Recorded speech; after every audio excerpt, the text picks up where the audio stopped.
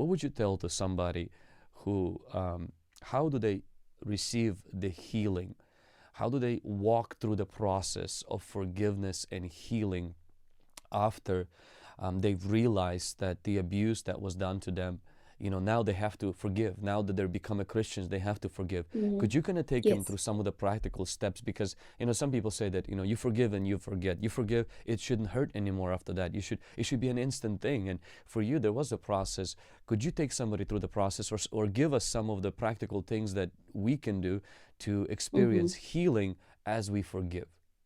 Yes, that's a very good question, because I think forgiveness is also sometimes taught in a wrong way, that people think of forgive, forget. And that's not true. That's forgiving does not mean you forget, unless you go, you don't, you're not well mentally. Mm-hmm. But forgiving does not mean that you forget the details, because I will never forget that I had a mother and I had a father. So first of all, it's to understand what forgiveness isn't and what forgiveness is. Like I said before, forgiveness is not minimizing the crime or the abuse. And forgiveness is also, you need to understand that it's not also not excusing the other person, or also, it's not also that you are weak and they're still powerful, or it's also not about, forgiveness is also not about, I'm gonna forget about all these things, but it's actually understanding. It's an act of obedience towards God as a child of God. It's an act of also imitating God. The Bible says in Ephesians 5, verse 1, it says, "Be imitators of God as beloved children." And so it's about imitating God. It's about imitating Jesus Christ, who died for us on the cross, who gave his life. And also it's understanding that it's a gift. So really, because it's from him, you can never forgive.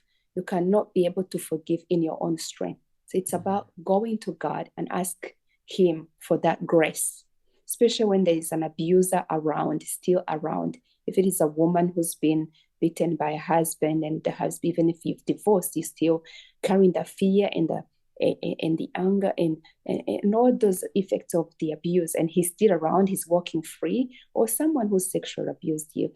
So really, it takes God's grace, and God is not cheap in grace. He is full of grace. So when you ask for it, he's gonna grace you. And trust me, there's grace for everything. Yeah, I used to hear Joyce Meyer say, there's grace for every stage of your life, because if you're not an orphan, you don't need a grace for an orphan. If you're not a widow, you do not need a grace for a widow. But when you become one, there's a grace, and there's a grace for that. And his mercy, the Bible says, his mercies are new every morning. So each morning, wake up and ask for those mercies and for that grace to help you get to that point. And then the other part that I would say, the other stage is it's not a feeling. Forgiveness is not a feeling. That's good. Because if you think, oh, I have to feel it before, I have to feel that I've forgiven. No, like I said, it's a journey. It's not a marathon that you run. It's a journey. You may forgive because the truth of God remains the truth of God. And when you remain in the word of God, the truth will set you free. But the enemy may keep ringing in your ears. No, you haven't forgiven. No, you still this. Oh, no, you still that.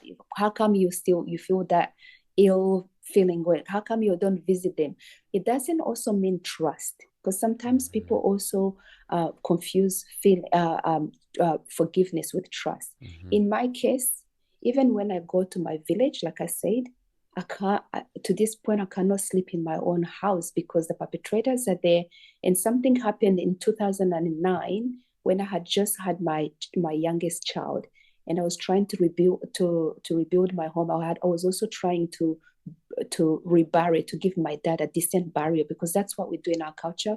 We pick the remainders and we give them a decent burial, and that helps us as survivors, help us to actually come in terms with the healing.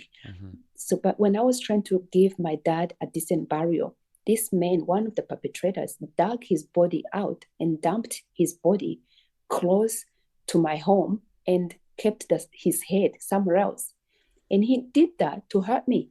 He even says that himself. I said that because I knew you were looking for this so you can come, get the closure of your father's death. So I did that to hurt you. So forgiveness does not mean trust. It doesn't mean you're going to trust the perpetrator and leave it. And sometimes it doesn't even mean reconciliation in some cases. Because in some cases, it means you forgive the person, you clear your heart, but there's no coming back to that relationship. And even the Bible talks about in Romans 12, it talks about if on your part, live at peace with everyone, which means some perpetrators, in most cases, actually, like I said, the perpetrators have not come to me and asked for forgiveness. So really, normally a friendship or a relationship is two ways.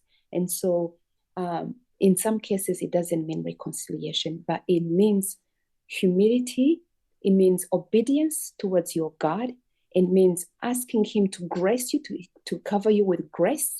It also means you have wisdom around it, the way you approach an abuser or a perpetrator. Don't be like me. I'm going to go to the jail and meet this person if you're not ready. But it requires wisdom of God. And where you also, maybe it is also important that you either approach either a counselor or pastor or a friend to actually ask them to walk that journey with you and to have a check-in with you. That's good. But if you wait for the feeling, for me, I think to this point, if I see a Hutu or a Hutu child or not that we refer to each other like that anymore in Rwanda, but even if I saw a killer, when I go home and I see them, I have no hatred for them whatsoever. But that's because I walked that journey for a long time. I didn't have the feeling, I thought I had forgiven, but every time I saw them, I moved, but that was a journey for me. But do not wait. Believe in the word of God, believe in what is true and what you've done, and wait for the feelings to catch up.